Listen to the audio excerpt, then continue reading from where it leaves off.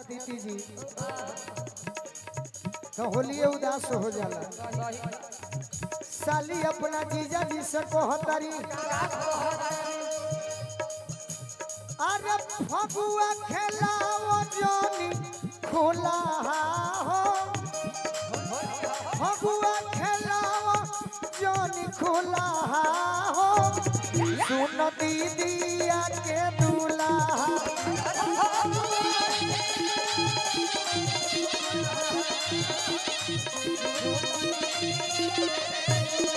फगुआ खेलाओ जोनी खुला हो, सुन दीदिया के दूल्हा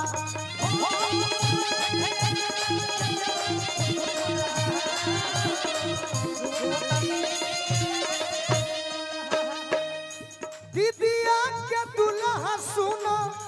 दीदिया के दूल्हा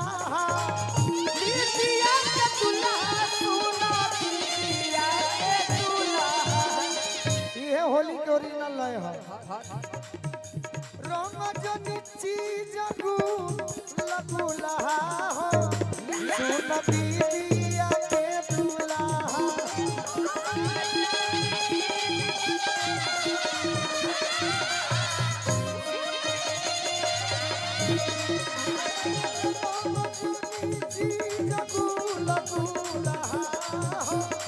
सुन दीदिया के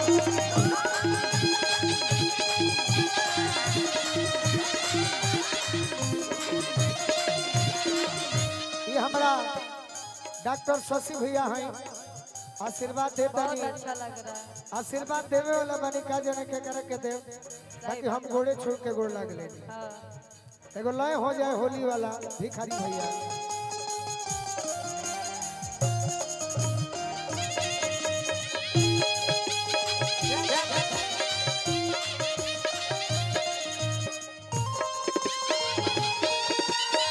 हो गई फरिया गई।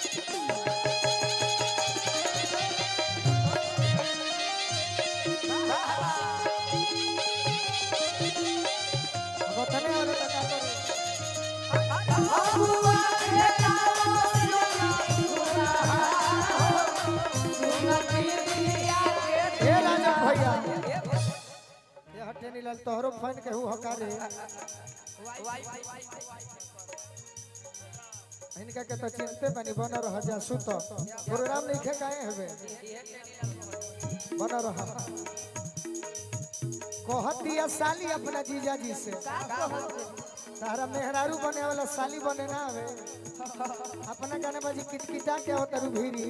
मुझे जीजा जी से कभी मिलवे नहीं किए तो साली का काम। अरे होली में हमारे के मान ले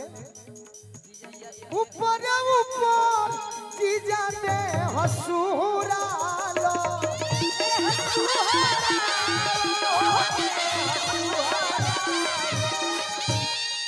हमें करे के साली ना मनबे करे के छुअम त हाथ मले के पड़ी भीतरी लगा हाथी हाथ जोनी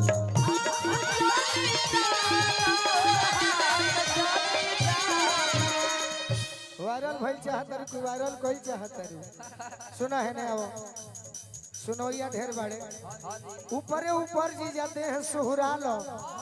अब भीतरी लगावे खाती हाथ जनी काहे जन डालो दीदी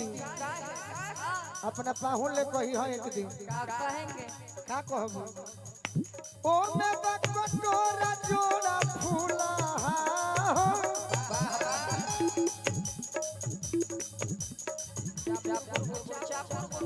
हाथना मन उघारो तरु हम लड़की हैं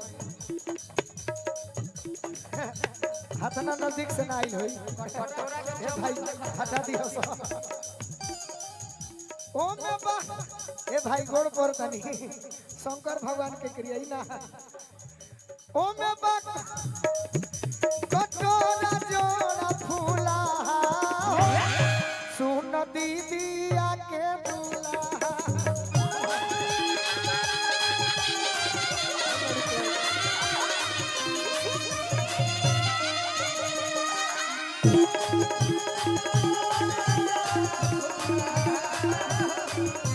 और का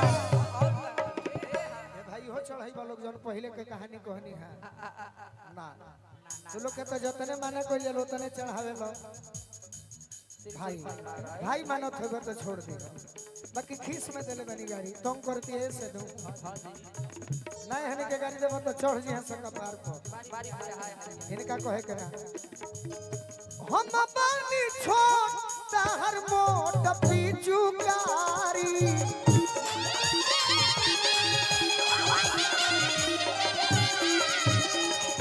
सोनू संग दिल जानी कर बरियारी ये गोली लगल हाथ धर है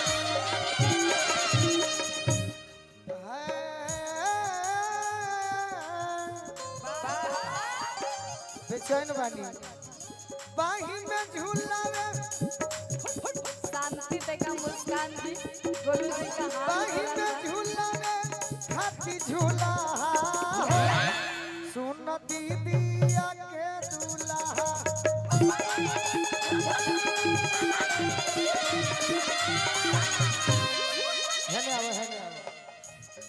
अब की पूछा कि 14 मार्च के होली हो